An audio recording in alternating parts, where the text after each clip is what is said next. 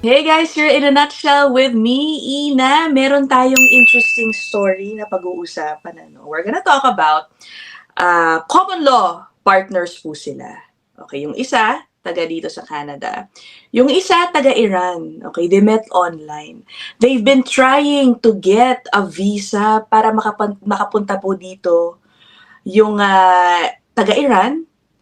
And they've been denied 3 times. Okay, they are common law partners. And yung recent or most recent application nila was under family reunification program pero hindi pa rin umubra. O sige, himayin natin ng kwento na yan kasama ang ating suki, immigration lawyer Ludang Zalan. Hello, Lu! Hello again. Oh, napapadala sa tayo kay Lu, no? Thank you so much. I truly appreciate it. Okay, wait. Ito ang ating pag-uusapan. Siyempre guys, na-share ko na kay Luto ha para makabigay siya ng magandang opinion kung ano kaya nangyari dito. Ayan. Okay. Pero hindi ko pa-play yung article. Alright, so this is from CTV News. Okay. All I want is to start a family. Canadian's foreign spouse denied visa for Canada. Okay. Yung Canadian po is from Nova Scotia, a town called Cape Breton? Did I pronounce it right? Tama ba? Cape Breton. Yeah. Okay. So, ayun na nag-meet sila online. 5 years na raw nilang sinusubukan, Lu. Madala dito ang kanyang hobby. Yes, okay. Common law partners po sila. And then, tingnan natin 3 na yung naging applications nila 2 temporary visas denied, 2022. And then in 2024, nag-file ang visa under the Family Reunification Program, also denied. So nagtataka sila, bakit kaya, no? Ang sabi ng kanilang immigration lawyer, ang pangalan si Lena Roberts. Her colleagues daw in immigration law across Canada report a troubling trend. Visa applications that appear to check all the boxes but are nonetheless refused by Canadian government officials. Meron ka bang una sa lahat napapansin din ganong trend, Lu? Or, yeah, what do you think about this case? Bakit kaya ganon? Hindi ma-approve ang visa application nitong ni spouse. Matagal na yung issue na na-meet natin lahat ng requirements to apply for a visa tapos na-refuse. At the beginning of my practice, I remember na parang pakiramdam na nagagaslight ako. Teka, parang ano ba yung mali na ginawa ko dun sa application on behalf of my client? Na in the end, na-realize namin it's an actual processing quirk within immigration. Gumagamit sila ng artificial intelligence. Turns out, meron silang automated decision-making models. Ginagamit nila to sort applications. Yung aim naman is to facilitate processing times. Pero yung unintended consequences, yung quality ng processing hindi ganun kaganda. Dahil nga, nakikita natin na yung mga applications na parang normally dapat approved hindi na approved. Tapos sa kabilang banda naman, yung mga tingin natin na dapat parang mahina talaga yung chances nito pero sige lang, try natin, biglang na-approve. So hindi natin ma-predict, nawawala ng predictability yung system. And itong sinasabi mo na paulit-ulit siya sa application process na na-refuse. Actually, the more refusals you have, the more na naididiin yung file mo. So, perhaps it wasn't the best approach. But at the same time, sabi nga nila, nung pangatlong try na nila, trinay nila yung Family Reunification Program, diba? So, let's take a step back. Itong program na to is, hindi naman talaga siya totoong program na parang pilot program na sanay tayo. But in reality, ito ay parang directive to decision makers. Kasi ito yung panahon ng COVID, actually, nung tagal talaga ng family sponsorships. Na-pressure yung government to basically do something about it. Tas yung mga couples na separated from each other, they were applying for visas. So basically, parang may directive na maging mas lenient kapag yung situation is merong hook sa Canada by way of a family, especially kung family reunification by way of spouse or common law. Ang problema nga lang dito, nakikita nga natin yung pagbabalik, kumbaga, mga refusals ulit. At siguro pwede natin ito ngayon i-contextualize coming full circle na alam naman natin na may levels plan na rin for temporary Yeah. residents in Canada, diba? So, medyo tinetemper din nila yung number of temporary residents coming in Canada. So, feeling ko naipit sila dito. Oo. Or maybe it's really specific factors pertaining sa kanilang dalawa. Bigyan natin kasi ng background. Yung Iranian partner. Okay. Ang sabi dito, nag-meet sila, magsaserve siya sa military ng Iran. Mhm. Mhm. Okay? And then, ayun na nga, at ang sinasabi, dapat pagbigyan, sabi ni Habi, hindi siya pwedeng umuwi ng Iran because if they find out that he is in a homosexual relationship, may threat to his life, parang di-discriminate daw siya doon. And then, parang wala naman. They are in a real partnership, relationship, parang ganun, ano. And ayaw nila maghiwalay, guys, yun yung kwento, no? For the past several years, they've been jumping from one country to the next. Pareho sila na naka-temporary visas kasi nga finding a way na makarating sila dito sa Canada. So, yun yung dilemma nila. What do you think happened? Sabi mo, maybe factor din na naka-multiple applications sila before. Hindi po clear kasi, guys, sa report what type of temporary visa. But I assume it's a visitor visa, no? Yeah, it's a visitor visa most likely. Oo, so twice na deny. Do you think it's because they know naka-common law kayo, baka hindi umuwi yung isa, parang... Yes, absolutely. So regulatory requirement kasi na Section 179 of the regulations at paragraph B na nakalagay na you must leave Canada at the end of your authorized stay. Kailangan mo convince mo yung officer na aalis ka. So ito yung push-pull ties analysis ulit na mas malakas pa yung propensity mo na magstay in Canada than to leave. And tandaan natin, ang default position ng immigration officer is magsistay ka. And it's up to you to provide evidence and to convince the officer na alis ka. And in the context of couple, for example, yung binational couple nga, in this time Canadian and Iranian, parang ang laki ng propensity talaga na magstay sa Canada kasi meron kang Canadian common law partner, una sa lahat. At ang hindi natin alam at hindi kasama dito sa media reporting na to is, meron bang live sponsorship application? Isa pa yun sa mga tanong ko. Pero in theory kasi, Ina, una isipin mo kung may live sponsorship application, malabong ma-approve yung visitor visa dahil hindi ka papasa dun sa push-pull ties, di ba? Dito na nga papasok yung program na sinasabi dun sa article na kapag ka family reunification, spouse common law, go easy on them in the application of 179B. So, nakapagtataka kasi as they said in the article nga, they check all the boxes, pero hindi pa rin. At actually, siguro time na to i-highlight, diba? Ang daming naglo-lobby. Pati yung MP nila dun sa... Oo, pati yung MP nila sumulat na, nag-vouch for them. Exactly. Pero tingin ko dito kasi nag-vouch ito nung mga bandang huling moments ng time na nandun pa si Minister Miller. Kung susundan niyo yung story dun sa CTV nga, sabi na pinadala yung sulat kay Minister Miller at the time. Medyo matagal-tagal na rin na wala si Minister Miller sa Immigration Department. So, and then on top of that, may election pa. So, sino yung nag-a-attend dun sa mga requests na ito or sa mga lobbying na ito on the part of constituents and MPs. So, walang tao ngayon doon. May mga caretakers lang and no major decisions are gonna be done until after the elections pa. Oh, okay. Do you think, not to mean anything, but his country of origin being from Iran, did that play, do you think that plays a factor also? Well, of course. Iran is not a friendly country from Canada's eyes. Hindi naman talaga best friends ang dalawang bansa na ito. I remember the time nga nung sinara ng Canada yung kanyang embassy sa Tehran. I think this was during Prime Minister Stephen Harper's time, nung conservative government pa yung Canada. At medyo hawkish naman talaga ang stance ng Canada towards Iran since then. And mataas din yung security screening, level ng security screening for people applying from Iran. Gawa nga na may military background pa tong applicant. Siguro ito yung nagdadagdag pa ng additional complexity dun sa application file na to. So, tandaan natin, babalik tayo dun sa sinabi ko nung una pa lang, na gumagamit sila ng artificial intelligence to triage applications.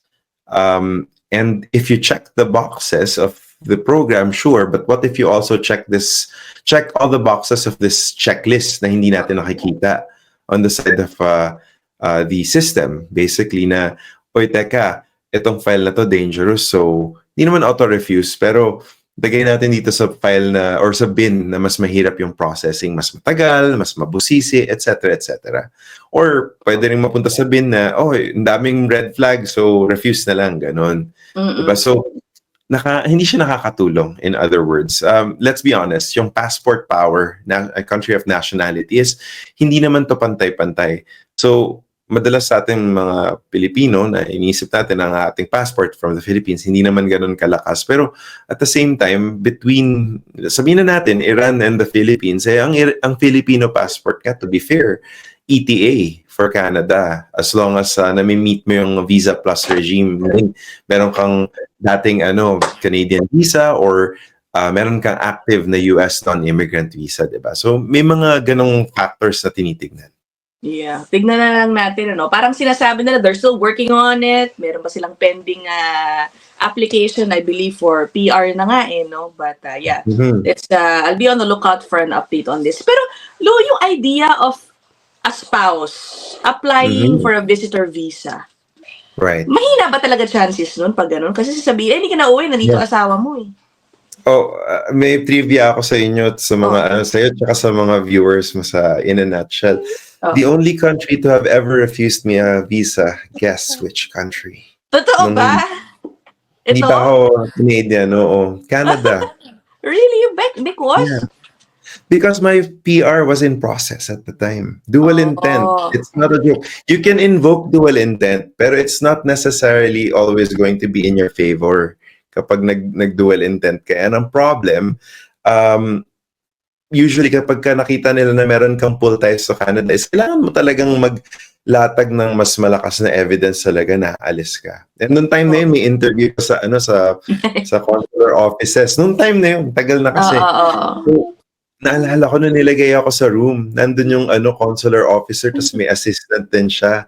Talagang grinil din talaga nila ako sa aking intentions. In the end, ni-refuse nila ako. Sabi nila, try mo na lang kapag second stage processing na yung PR mo. And true enough, a few months later, nasa LA ako noon kasi may ginagawa akong research noon, nung time na yun. In-email ko yung Canadian High Commission at the time, yung immigration section nila. And sabi nila, we can't guarantee that you will get it, but your application for permanent residence is already at this final stage na. So, try mo. Tignan natin kung bigyan ka. So, nag-appointment ako sa Canadian Consulate noon. Kasama ko pa lola ko, hindi ko makakalimutan, sa LA to. 10 in the morning, dating namin yun yung appointment ko. So, sabit ng passport. Walang tanong, Ina. Approved. Pick up same day passport. So, may mga factors na ganito. Kasi, parang at that point kasi, kaya na-approve ako. Kasi, tapos na yung processing. Formalities na lang, kumbaga, yung natitira.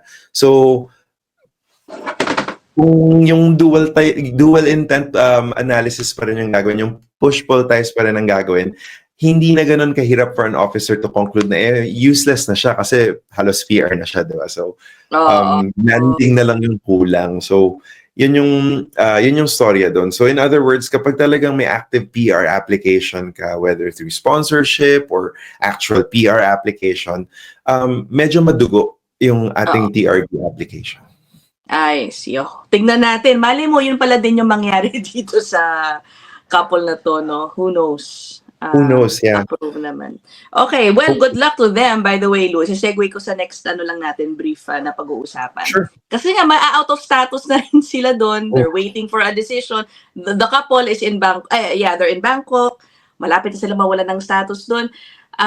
So they need a decision on their pending application ASAP. But ito nga what do you think, Lou? May ganitong report ngayon. Provincial immigration applicants in Canada see soaring processing times, and they say the system is unfair. So generally speaking to guys, mukhang nagdoble-doble na daw ang processing times ngayon. I read parang what used to take, let's say, 11 months before, ngayon daw 20 plus months. Sino Yung nagsulat ng citizen, story na yan?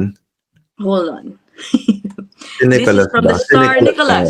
Yeah. Yeah, yeah, Yung he's a nice citizenship guy. application din, Lou, di ba? I told you, from 3 months, ngayon it's up to 8 months. Correct. Okay? Pero, And sige. go ahead. Tandaan natin last year, bonus points sa mga nakakaalala.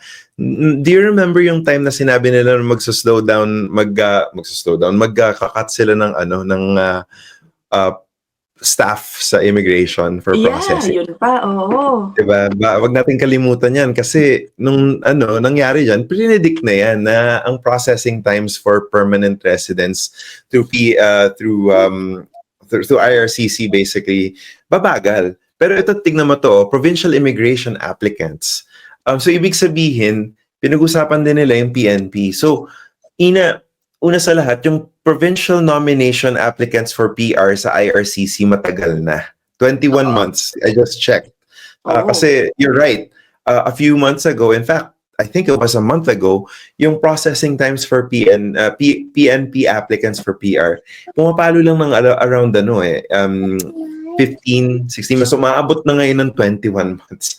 So this is on top of the processing nung nomination pa. So halimbawa sa Ontario ka mag-a-apply and it takes them about 4, 5, 6 months. Add mo pa yan sa 21. So ang haba, di ba? So ang tanong, nasan yung work permit mo? Nasan ka ng stage? Papasok na ba ito? So yun ang problema. Yeah. Yun na nga ang daming basically sa kakahintay ng napakatagal, mawawalan na talaga sila ng status. Some are being wala na, they have no option but to leave. Parang ganun or mag-extend ng visitor visa dito, visitor record, but paano naman sila kikita? Wala na silang pondo niyan. Exactly. Tapos yung iba sa kanila, inabandon yung career sa kanilang home country. So, hindi naman kasi ganun kadali, di ba, na uuwi din. Yung isa pang punto dito is, kung ikay nasa PR application na, taghihintay na lang, halimbawa nakasampa na yung iyong application sa IRCC, merong chance na pwede ka mag-apply ng work permit extension. Papaso na yung work permit mo. Pero paano kung yung hinihintay mo is yung nomination pa lang? Remember, that is not a PR application. So, technically, wala ka namang right to actually apply for an extension kung papasok na. Kailangan mo ng LMIA at that stage. So, it can be very complicated and sticky depending kung nasan ka sa proseso. Kaya, yun nga, iba-iba yung requirements ng mga program, iba-iba yung processing time. So, iba-iba yung speed ng mga sasakyan. Do you drive, Ina? Don't ask me that. No, I do not. Oh, okay. Pero kasi, ito bigyan kita ng example. I'm sure nag-cover ka sa Congress, di ba? Sa Commonwealth Avenue. Yung mga sasakyan, di ba, minsan makikita mo yung iba humaharurot ng mabilis ng 80 kph. Technically, ang speed limit, 60, di ba? Tapos yung iba, ang bagal naman, ang kupad at 40. Pero kapag nasa Canada ka, napansin mo kapag nagda-drive ka sa 401 sa Ontario, yung takbo ng mga sasakyan usually pare-pareho, di ba, nasa speed limit sila. So in other words, may synchronicity yung processing, yung speed ng mga sasakyan. So siguro ito yung nakikita ko analogy na yung mga sasakyan, they all drive at the speed limit, so mas predictable. Ang problem is parang Commonwealth Avenue na iba-iba yung bilis ng mga sasakyan. So hindi mo alam kung paano kasi singit. So hindi mo ma-synchronize yung work permit mo with your permanent residence landing. So ang hirap magplano. Yeah. So yun yung isang uncertainty na nagko-cause ng anxiety to a lot of applicants, and also stuff of nightmares for myself kasi kapag binabantayan ko for my clients, diba? Pero minomonitor naman namin parate kasi nga yun nga, very sensitive itong mga transition points na to. Correct. Ay nako. I think really this whole itong concern na to comes with the idea of reducing the number of yung matagal nang nire-report na ang end goal is to reduce also the number of temporary residents here in Canada. Bahagi na yan. Which is interesting kasi alam naman natin na may mga critical sectors na kulang pa rin tayo ng workers, gaya ng healthcare workers. And ngayon nga, nasa election tayo, we're talking about building a new Canada, diba? Yan nga sinasabi nila Pierre Poilievre, pati nila Mark Carney. Kung gagawa tayo ng maraming bahay, ano ba mga kulang sa atin? Tradespeople. So, ito pasok tayo dito sa isang article na shinare ko sa'yo na parang ina-anticipate na nga ng mga ng mga um, people who work in construction and the companies themselves, pati yung mga policymakers na yung immigration system natin is not attuned to that coming construction boom. Ngayon na hindi pa nga nagbo-boom, may may labor shortage na. Oo. Tapos paano pa kapag ka nakita mo ba yung plan na ni-release ng Liberal Party for modular housing? Actually, 500 ano ba yun? ambitious. Yeah. 500,000 units. Eh, hindi naman auto-construct, hindi naman Minecraft yan, di ba? So, kailangan mo ng tradespeople. Correct. So, ayun nga, kung hindi aligned ng tradespeople mo, ng supply ng tradespeople and immigration na nag-allow for this, may problema tayo. Kahit na may pondo, kahit na may will, pero kung walang way, di ba? Paano yun? Maybe for the next episode, we could talk about yung issue ng construction workers. Itong article na shinare ko lang, I think it deserves a more extensive discussion. Sinasabi po kasi ng mga industry players in the construction sector, parang iba yung kailangan nilang type of construction workers sa kinukuha ng IRCC. Kasi sabi ko nga kay Lou, alam mo all this time, parang priority yung construction workers. And yet, yung mga developers who are given now the task of building millions of homes, parang ganyan, sinasabi, hindi, yung mga pumapasok, hindi yun yung kailangan namin, parang ganun. Mm-hmm. Correct. Anyway, okay, we can talk about that in another episode, no? Thank you, Lou. Sana hindi ka magsawa sa akin. Maraming salamat. Never. Okay, so dito na muna tayo, guys. So I will end this episode here again. Thank you, Lou. I'll see you guys in the next one. Bye. Bye.